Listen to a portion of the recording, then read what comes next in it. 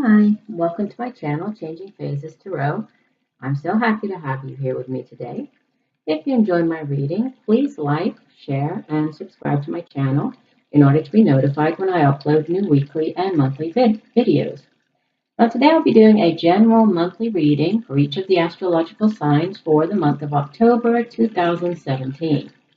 As the reading focuses on the general energy surrounding all of the signs this month, the messages may or may not resonate with you. For a more personalized reading that focuses specifically on you, please contact me at the email listed in the description box or the About section of this channel, changingphasestarot@gmail.com. You can also find pricing and more information about readings on my website, also listed in the description box below. Please check out my channel for general weekly readings, extended weekend readings, and daily tarot snapshot readings. And you can also join me on my Facebook page, Changing Phases Tarot. Now, for our monthly reading today, I will be doing a 10-card Celtic cross spread plus one additional card from the bottom of the deck for the overall energy for the month of October. I'll be using the Crystal Visions Tarot deck. There will be one additional guidance card from the Soulful Woman Guidance card deck. And I'll also pull an additional card from the Soul's Journey Oracle card deck to complement the reading.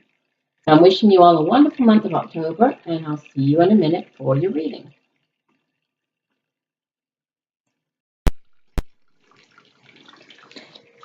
Right, so Sagittarius, your messages for the month of October, and this would be Sagittarius, Sun, Moon, and Rising. The overall energy for the month, we have the Queen of Swords. Now, the Queen of Swords, sometimes she's known as the divorced woman card, right? And as it is a court card, this could be an actual person, right? Somebody that you're dealing with during the month of October. Doesn't necessarily have to be, though. This could just be an event, or it could be even the energy that you are taking on during the month of October. Again, it's a queen, so typically she is an older air sign. So this would be Aquarius, Libra, Gemini, an older woman, right? But as you know, these are general readings that I do, so it doesn't necessarily have to be a woman, right? It could be a man as well. It's not gender specific. So she's somebody who rules with her head instead of her heart. We know that the swords energy, this is air energy, so all about, mental, cerebral, lots of being up in your head, thinking. And she is somebody who, although she rules with her head instead of her heart, she doesn't do it, without compassion, right? She's very fair, she's very honest. But she is ready for battle. You see that she does hold the sword in her hand. And, we sort of see in the background the clouds of conflict are parting. There's shining light on the queen here. And, with this ray of hope. So she holds in one hand a butterfly and the other hand a sword. So the sword is all about, truth and cutting through whatever the cloudy or foggy situation might be to get to the truth. And then the butterflies have to do with rebirth and renewal and new beginnings. So definite, and we'll see this more with the rest of the reading. I kind of get mixed energy, and you'll see, the reading starts off a little shaky, but it ends on a beautiful note. So but again, the Queen of Swords, that would be the overall energy. So if this is a person you're dealing with, it might be an older female air sign, or this just might be, a situation that you're dealing with where you need to take on this energy of the Queen of Swords, where you need to be, you need to use your head more than your heart. You need to, be very wise, really think about things, use your intellect to resolve a situation during the month of October. So, we'll see how this plays out with the rest of the cards. Okay, so into the reading now. We have at the center of the reading the Five of Pentacles. Okay, now the card at the center and the card that is crossing it, which is the Four of Cups. This is it's not wonderful energy to have at the center of the reading, But again, as we progress through the month of October, it seems like there's a definite shift from, sort of you from here onwards, from the future position onwards. It's a definite shift here. But beginning of the month, the Five of Pentacles, typically it has to do with a lack, right? It's a card that carries with it a feeling of lack, as it's the Pentacles card. That's Earth energy, so it deals with, material possessions, things here on the earthly plane. And the Five of Pentacles represents a lack of material prosperity, so some type of material failure or loss. This could be, a loss of a job. It doesn't necessarily have to be. It could be financial insecurity. It also is a card that indicates feeling alone or abandoned, sort of out in the cold. And because of that, there comes with it fear and anxiety. We see on this particular card, there's the mother huddled with child underneath this tree. There's snow all around, right? They're cold, they're hungry, they're tired, possibly homeless. So, even though the situation itself might look a little challenging here, they have each other, and it's a card that, reminds us that, even though we might be going through a financially challenging or troubling situation, we do have others around ourselves. We have other things in our lives besides the material, to bring companionship to our life, to bring warmth and love to our life, and also to show that we might be lacking in one area, say in the material side of life, but possibly in the spiritual side we're prospering. So, and crossing that is another card that has to do with, it's not a lacking here, but it's more of a feeling of not being satisfied. So the Four of Cups, in the traditional deck, right, in the traditional tarot white deck, is just a card that represents feeling emotionally unfulfilled in your life. It's a card that can represent apathy, discontentment, boredom. You could be feeling like there's something missing from your life, not sure what it is, but there's just something missing, something lacking, right? So both of these cards have to do with lack. The Pentacles is lack on the material front, right, in the material realm, and then the Four of Cups would be about emotions, right? Cups are, this is water energy, so this would be feelings, emotions. So feeling as if there's something missing, and on the card we see that the woman here, she's sort of staring mindlessly into this cup with lily in it, right? Not even paying attention to the three cups that she has. Let me hold that up. Not paying attention to the three cups that she actually has behind her, right? She's just sort of daydreaming, staring mindlessly into that one chalice. So, sometimes the card asks us to sort of be aware of opportunities that we might be missing that are actually around us, right? Open your eyes to new possibilities. So possibly reevaluate your situation, reevaluate whatever this situation you have going on is in the middle position, and be open to new possibilities that might be right in front of you, but you are unable or unwilling for whatever reason to see them. So instead of feeling unfulfilled and focusing on, what you don't have here, the card sort of encourages us to focus on and give thanks for the things that we do have in our lives, right? And focus on the here and now. Don't take for granted what you do have in your life. Maybe you might not have, financially everything that you need right now, right? You might be going through a difficult financial time, but just know that, it's time to sort of look inwards and try to find the new opportunities that are there that we might be missing.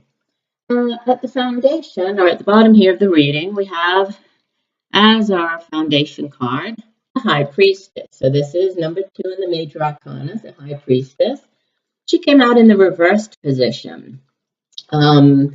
We know that in the upright position, the high priestess, she is the sort of queen of the unconscious, intuition, queen of the divine realm. She symbolizes psychic force, unseen energy, intuition, definitely, wisdom, right? Knowledge, but that sort of wisdom, magical knowledge. She's also somebody who brings a sense of calm to our lives because she helps us to find deeper meaning, right? Through this hidden wisdom, through this magical spiritual knowledge. Yeah. We see in this card, let me show you her upright. In the upright position, she is standing on top of the crescent moon, right? The crescent moon symbolizing intuition, psychic forces, unseen energy. You see that around her, much like we had with the Queen of Swords here, right? We have butterflies all around her. And again, butterflies symbolize rebirth, right? Eternal life. In the reverse position, this could be it might symbolize somebody who is not using their intuition to the best of their abilities, right? Or possibly somebody who uses their intuition, but instead of for helping others, in order to manipulate others in some way. So this could be somebody that that you're dealing with in the month of October. This might be, somebody around you that you have to deal with during the month. If in that case, it might be cautioning you to pay attention to how this person or somebody might be manipulating or trying to manipulate you during the month, right? Or it could just be, more of a cautionary card telling you to pay more attention to your intuition, right? That you have not been using your intuition or trusting your intuition when it comes to a choice or when it comes to a certain situation that you are dealing with during the month of October. So, it's sort of asking you to tune in more to your intuition here, right? And don't turn your back on what messages you might be receiving through your intuition. Now, in the past position, we have a number of reverse cards here. We also have the Seven of Wands in the reverse position. In the upright position, this is a card that deals with conflict. It deals with struggle. It's the sort of warrior card. We see the upright. Let me show you the man. He's the warrior, right? Even though he's being faced by six other wands there, he is on top of the dragon, right? And he has his wand and he's defending himself. So, and he seems to be at a higher position than everybody else, right? So he is even though he is outnumbered and he might have been caught off guard, he actually has the upper hand in the situation. We know that this is wands energy. Wands is fire energy. So fire energy is all about, action and making things happen in the present, right? It's all about inspiration and determination, moving forward, right? Making things happen. And it's also sort of the daily things that you have going on, sort of working in the office, working at home, but definite, action card. So this is, in the reverse position, the Seven of Wands, this could be more of a feeling of insecurity, right? A feeling of maybe, you're being attacked in some way. You might be feeling vulnerable. But we have to remember that although this lack of confidence, it might feel real to us, the feeling of the possible feeling of inferiority, it might be just exaggerated in your mind, right? So things aren't as bad as what they might seem. So in the past position, you might have encountered a difficult situation, maybe where you had to stand up for yourself, defend your beliefs against other people, and you might have been left feeling a little insecure, right? But it just does remind us that it's not as bad as what it might seem, right? Things have a way of becoming exaggerated in our minds, and it's not as bad as what it might appear.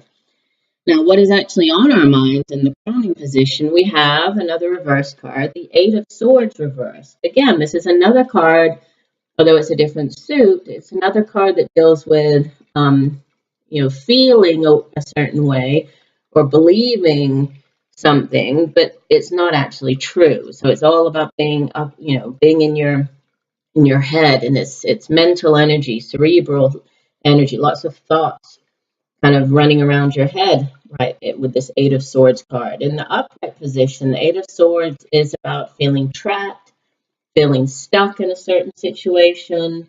But again, we must remember that this entrapment is more mental than anything else, as it is a Swords card, so air energy.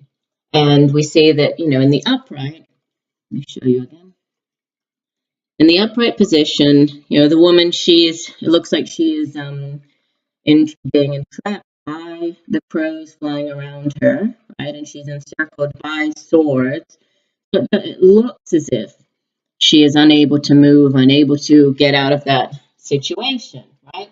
But actually, all she has to do is remove the blindfold and step between the swords, and she can escape. So this is a card that tells you that even though you might be thinking that you're stuck in a certain situation right now, it is in fact just in your mind, right? It's an illusion. You're really not stuck. So although it's a card of restriction and feeling bound in some way or helpless or vulnerable, it's an illusion, right? That's not true. So in the reverse position, this could be actually you feeling sort of more as if you've gotten out of that situation, right?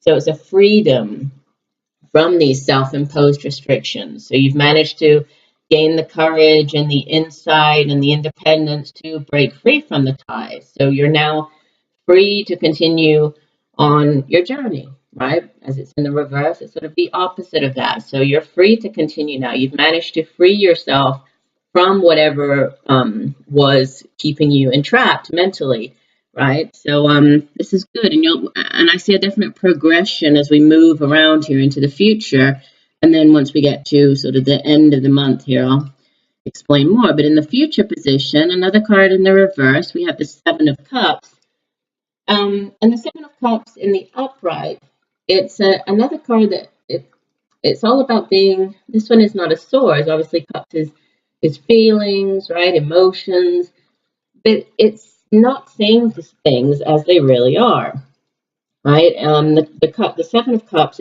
it's a very dreamy energy. So it's somebody who, in the traditional deck, we have the Seven Cups, and each cup is filled with, different things, and it's not knowing which one to choose. So it's kind of living in that daydreamy world, not really facing reality, not knowing which way to go or which cup to choose. So in the reverse position, it represents sort of the opposite. It's a more of a refocusing of our priorities, right? And having a more realistic view of the world instead of a dreamy, up head in the clouds kind of approach to life. So this is, it's good. It means that we're grounding ourselves, we're focusing our energies in a more productive way. And instead of it being like it is in the upright, this card of imagination and dreams and flights of fantasy, things like that, in the reverse, it's really, it's a strong energy. It's a refocusing of our energies, of our priorities, and having a more realistic view of the world. So this is it's good. There's a progression here. We're getting out of being in our up in our heads so much and sort of taking more control of the situation, right? And seeing things for what they really are. And the seeing has to do with the moon, and you have two very intuitive cards here, right? Probably the two most intuitive cards of the deck. We have the High Priestess here, remember, at the foundation, and then you appear in the reading, Sagittarius, as the moon. Now the moon, this is number 18 in the Major Arcana. The moon is the card of the subconscious, of psychic abilities, of intuition, right? It's a card of dreams. It's about turning to your dreams in order to sometimes gain messages and receive sort of messages through your dreams, through your intuition.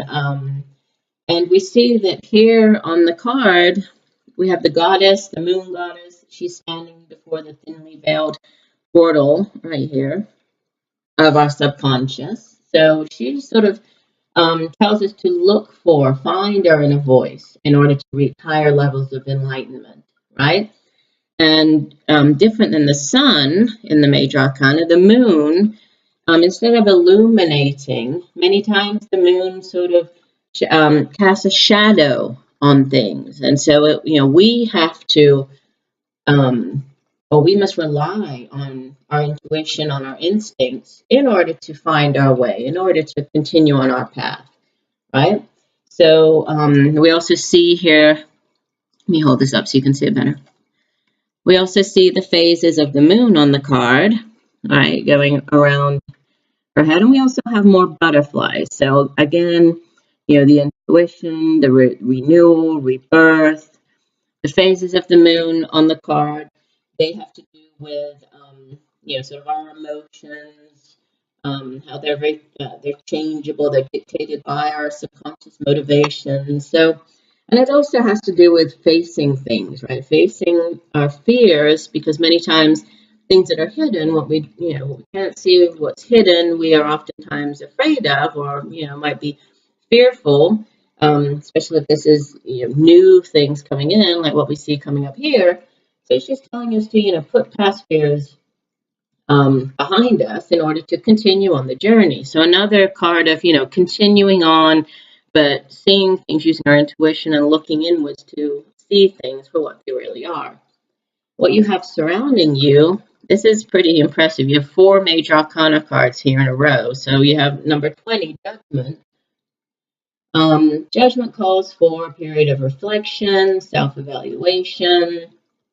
It's about, looking or reevaluating your life, where you are right now, what has happened so far in your life, what will, come after this judgment call. And the judgment card suggests that you might have recently achieved some type of epiphany or awakening. You've come to a realization that you need to live your life in a different way, and you need to be true to yourself and your needs, right? So you've, so what you have going on around you is this energy of needing to open up, right? Open yourself up to new possibilities, to leading a more fulfilling life. You might feel as if you've had a calling, right, recently, or it might happen during the month of October, and something that was maybe lying dormant within you, right? Some type of unconscious knowledge or truth is finally being awakened, is finally coming into the light. So this, the card does suggest that you have, you've reviewed your past, sort of your past experiences, like what we see here, and you're ready to move on now, right? You're ready to undergo this rebirth, this leaving the past behind, along with any guilt or negative feelings that go along with that. So a very good card here, right? A card that does speak of newness, time to make a judgment call, time to make a fresh start. And we know that although this is not the death card, but similar to the death card, through death and through these life-changing sort of decisions or moments or cards like this one, comes a new life, a higher calling. Okay? And this calling or this change might have something to do with what you have here in your hopes and fears, which is another major arcana card, number 6, the Lovers. So linked with Gemini, this card, it has to do, obviously, I mean, if we look at it, it's typically called or known as the soulmates card. So, obviously there is a romantic message attached to the card. It usually does indicate some type of soulmate relationship. And this could be romantic with an actual partner. This could be more of a friendship, or, in business, a partnership. It's just a harmonious relationship with another person, right? But besides that, it has to do with decisions. And many times these decisions are sort of head or heart decisions, right? Going with your going more with your heart than your head, which is kind of not what Queen of Swords is, right? So maybe what you are fearing here is having to go more with your heart on a particular decision instead of using your intellect, right? As these two seem to be sort of in, conflicting energies here. Or it could just be you hoping that by going with your heart on a particular decision that you're making the right choice there. So, it's understanding that with another person, whether this is romantic or, just partnership, friendship, you're stronger than when you're alone. So you might be needing to partner up with somebody during the month of October in order to achieve something that you are, setting out to do, or something new that you're setting out to do in your life. And the outbound energy, I mean, if there was any doubt, here, or any fear involved with this decision, this star card is your outbound energy. It's just a basic yes, and telling you don't worry, whatever decision that you have made here, looking inwards, going with your intuition, making that change, right? This rebirth, this new path in life, making this decision, it's going to be a positive outcome. You're going to be successful. I mean, this is the wish card, right? The major arcana are all about hope, wishes coming true, wishing on a star, right? And it's also a card that has a lot of healing attached to it. So it brings in renewed hope and faith, and it's a card that shows it this during the month of October, going into the month of November. The universe is really shining its light on you, right? You're being blessed by the universe at this time. And with this many, how many do we have here? 1, 2, 3, 4, 5 major arcana cards. There's a definite sense of divine intervention, of divine timing, divine orchestration. So the universe is kind of stepping in here to push you forward and to get you where you need to go, Sagittarius. So just know that, in the long term, the universe is looking out for you, and a better future is waiting for you. Just need to trust in it, right? Trust in the decisions that you're making, trust in these new beginnings, and everything is going to transform and everything is going to work out as you hope, right? It's a yes card here. This is a great outbound energy to have for the month. Now, the two additional cards that I pulled, right, the two oracle cards, start off with the Soulful Woman card. And this is card number 16, and it's called the Flow of Partnership, which we look here at the Lovers card. This is all about partnership and the need to partner up with another person. Let me read you. I have the guidebook here. Let me just read you the description of the card. And it says, I'm connected to myself and to the cosmos, even as relationships enter or leave my life. I'm grateful for these gifts of connection and engagement wherever and whenever they occur. I feel at peace with this process. At times, my path takes me into relationships. At other times, I'm called to gently release relationships and be on my own as I journey forward.